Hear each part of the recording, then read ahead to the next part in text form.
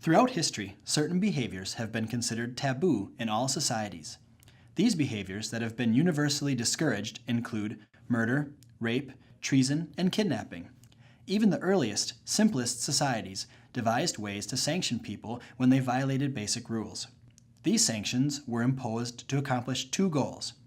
One, to prevent further violations, and two, to ensure the group's survival. As societies evolved and became more complex, they began to formalize their rules by codifying them or writing them down. The very definition of a law is that it must be a violation of a statute and there must be a punishment for it. The first codified law is generally thought to be the Code of Hammurabi. He was the sixth king of Babylon, now modern-day Iraq, and ruled around 1750 BC.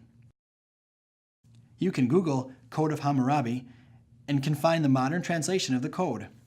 It is a group of 282 rules that govern commerce, family, civil, and criminal matters. The code was based on the concept of lex talionis, or eye for an eye, tooth for a tooth.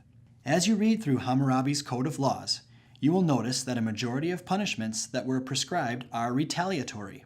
For example, if you put out the eye of another person, your eye will be put out, thus the concept of lex talionis. You will also notice that the punishment for most offenses was death. The point is that this was the first time that laws were written along with the corresponding punishments, so that you would at least know ahead of time, if you committed this crime, this would be your punishment, even if the punishment was death. It was an attempt by Hammurabi to lend some predictability to punishments, and was an early attempt to keep cruelty within bounds. It should be noted that Gandhi's response to the concept of lex talionis was an eye for an eye, and all the world would be blind. As laws and punishments progressed through time, they could be categorized as capital, the death penalty, or corporal punishment, any physical punishment short of the death penalty, although often the alleged criminal died from his or her injuries. This may include torture, mutilation, branding, caning or flogging, dunking stools, public humiliation that also included the villagers throwing rocks or debris at the wrongdoers while they are locked in the stocks, sitting, or pillory, standing, in the town square. Fines or confiscation of property, banishment, transportation. England was known to transport their overflow of prisoners to the American colonies. Yes, even early prisons were overcrowded. After the American Revolution, England had to find another of their colonies that might be suitable for sending their prisoners.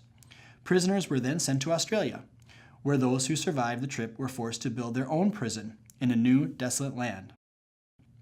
Which brings us to the final example, imprisonment. In the earliest of jails and prisons, there was no attempt to segregate prisoners by sex, age, mental or physical illness, or type of offense. Many were debtors, or vagrants, homeless, or were society's throwaways, also known as rabble. All experienced poor sanitary conditions and were often fed no more than bread and water, sometimes only if their families paid the sheriff, or sheriff. Jail fever, typhus, was prevalent, and many died while imprisoned. 1700 to 1800 AD is often considered to be the century of change, also known as the Age of Enlightenment. It was during this period of time that people became concerned about human rights. Italian Cesare Beccaria is considered to be the founder of the classical school of criminology and its new theoretical philosophy about law and punishment. Beccaria felt strongly that there should be no torture of suspects, after all they have not yet been convicted. Punishment should not go beyond what is necessary to ensure public safety. The punishment should fit the crime, but should never be excessive. It is better to prevent crime than to punish criminals. And in order to be effective, punishment should be swift, severe, and certain, but only severe enough to change the behavior. As we continue to progress through correctional ideologies, philosophies, you could see that, although Beccaria's theories about how the criminal justice system should work are noble ideals, in reality, throughout our American history, we have struggled in how to implement them effectively. the pendulum has swung dramatically between retribution, or revenge, deterrence, or prevention,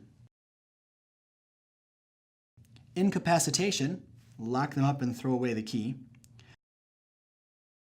treatment, or rehabilitation, reform, teach them a trade, the medical model, they are sick and need to be cured, prevention, solve social problems so that crimes don't happen in the first place, and finally, restorative justice, which has as its goal making the victim and the community whole again. It is painfully obvious that we have not yet found the answer to how to stop crime from happening. And when crime does happen, we are still looking for effective ways to punish the perpetrator so that he or she can become a productive, law-abiding citizen. Until the answer is found, the pendulum will continue to swing furiously back and forth.